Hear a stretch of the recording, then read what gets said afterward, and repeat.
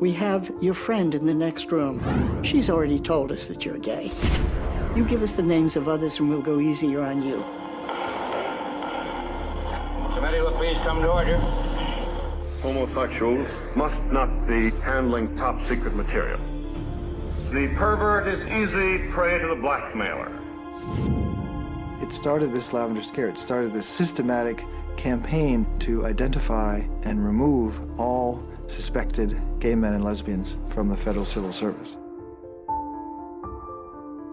It was the most wonderful country in the world, and you should serve it. And then I found out they didn't want me. I was called to the FBI office. They wouldn't allow legal representation. I was a scared kid. They wouldn't reveal the evidence. They said, we have information, you are homosexual. Do you have any comment? And they would threaten exposure. I submitted my resignation. I lost my job at the patent office. That was the end of it. I was out. The people that I got rid of, they were faggots. I didn't give a hoot. Get rid of that son of a bitch. Put him on the bread line. Throughout my whole career, we were very much concerned with homosexuals in government. Homosexuals were a security risk, mainly because they were subject to blackmail, and we spent a good part of our time identifying homosexuals. We looked at every part of the person's life. It was an extensive investigation. Just like a police department would investigate murders, this type of thing. They had to put little pieces together. This is what we did. And we had people in our organization that were good at that sort of thing. In front of a skilled questioner, homosexuals will very easily admit that they were the homosexuals. You could say, now you don't, we know you're homosexual. You don't admit to it, but we have enough information here that you are. And pretty soon they would start giving us the information. The average person, wouldn't give you that sort of information, but homosexuals do for some strange reason, because of the guilt that they feel. And then after a while, they feel like, well, they're going to keep after me until, I tell them this sort of thing. That's how they feel about it. Most of the time, they would resign right there on the spot, which made it fairly simple. Others would not resign. So we had to bring removal charges against them. Culturally, we were sick, sinners, sexual perverts. We were worse than communists. We knew that.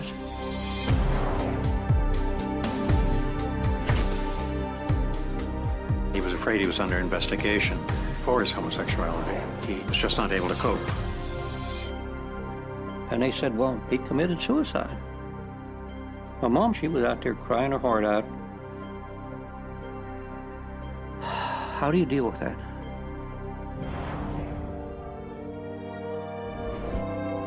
I was the first person to fight back out of all of those huge number of people that were fired in the 50s. And in 1965, he led a protest outside the White House, which was both an act of conscience, but also an act of extraordinary courage. He has had more impact on moving forward gay civil rights than any other single individual. We are proud of you, Frank, and we are grateful to you for your leadership.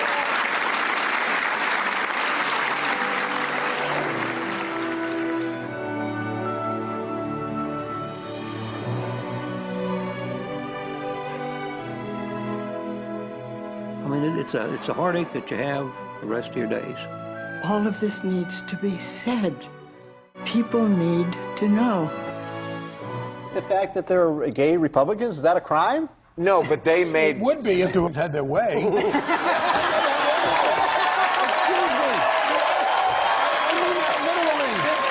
Excuse me. Same intimacy, physical intimacy between people of the same sex was a crime in the state of Texas. Governor George Bush said it should remain a crime. The United States Supreme Court said no, intimacy between consenting adults of the same sex should not be a crime. There are 15-year-olds in this country today in high school whose lives are being made miserable because they're gay or lesbian. And people who are themselves gay adults who are enjoying positions of power in Washington who advance that kind of abusive society, no, it has nothing to do with their economics. I find that contemptible. Joe, the two men kissing in the photo say they never intended for this to become the phenomenon it has in just a few days on Facebook. Sergeant Brandon Morgan returned Wednesday from a 6-month deployment to Camp Leatherneck, Afghanistan. There to meet him on the tarmac at Marine Corps Base Hawaii in Kaneohe was his boyfriend of 4 years, Dalen Wells. They say their friend, Dave Lewis, arrived a bit late, but just in time to snap the photo. They posted it on Facebook the next day, and then a friend asked if he could post it to the Facebook group called Gay Marines. From there, it went viral, garnering tens of thousands of likes and countless reposts. This is a homecoming picture. Gay, straight. We haven't fought for more rights or better rights than others. We fought for equal rights, and now we have them. I'm a very shy, private person, so the only reason I would even be doing something this crazy is because of that. And if this saves one kid who says, you know, look at this guy, you know, he went and joined the Marine Corps, you know, his life is great, you know, then maybe that'll give them the courage to hang on. 7,000 comments as of this evening. Many are cheerfully positive, some are bitterly negative and hateful, others in the middle saying they don't want to see so much public display of affection, whether gay or straight.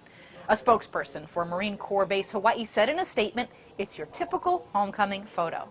Less than a year ago, when the Don't Ask, Don't Tell policy was still in effect, a display of such a photo would have been frowned upon. Sergeant Morgan says all of his superiors have expressed tremendous support in light of the attention from the photo. Gina Mangieri, KHON2 News, Hawaii's news leader.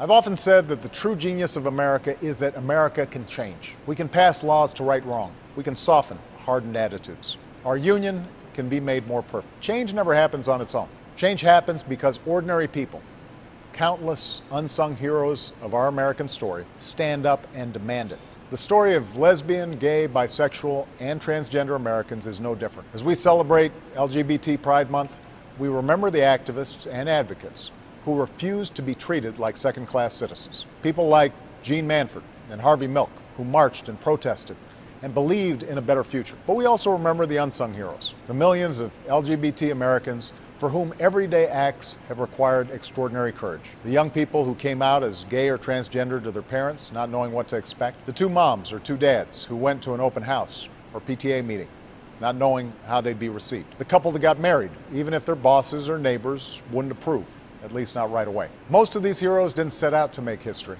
but that's exactly what they did. Bit by bit, step by step, they bent the arc of the moral universe towards justice. Now it's our turn. So this June, let's take some time to celebrate teachers and students who take a stand against bullying, openly gay and lesbian service members who defend our country with honor and integrity, families and friends who have seen their own attitudes evolve. Perfecting our union isn't something we can do in just 1 month, but we can remember those who came before us. We can summon the courage to build on their legacy, and we can renew our commitment, day in and day out, to be the kind of people who make change happen.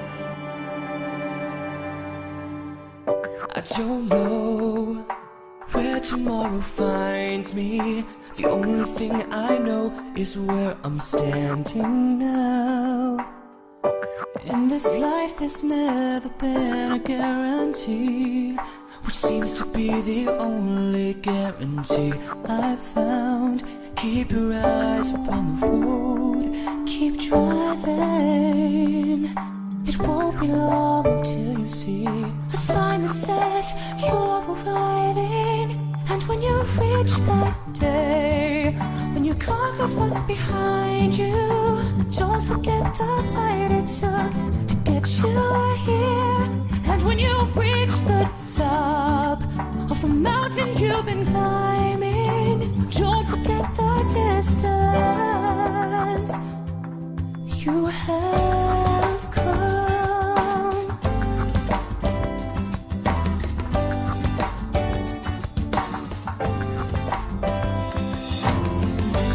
It's hard when no one tells you if you're winning. Just remind yourself how far you've already come.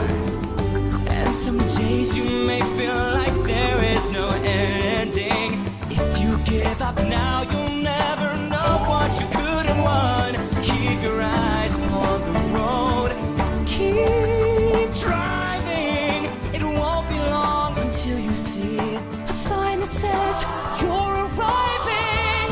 When that day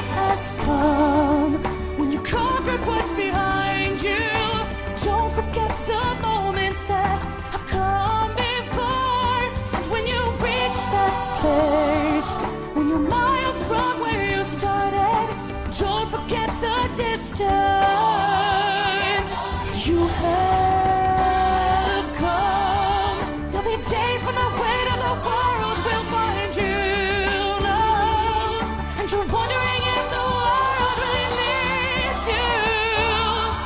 Just keep on going, keep on driving, run. The sun ahead will soon be behind you. Little know, little know. And when you reach that day, when you've conquered what's behind you, don't forget the fight it took to get you here. And when you reach that top of the mountain you've been climbing, don't forget the distance. Run. No, no, no, no. Ooh, brought you here.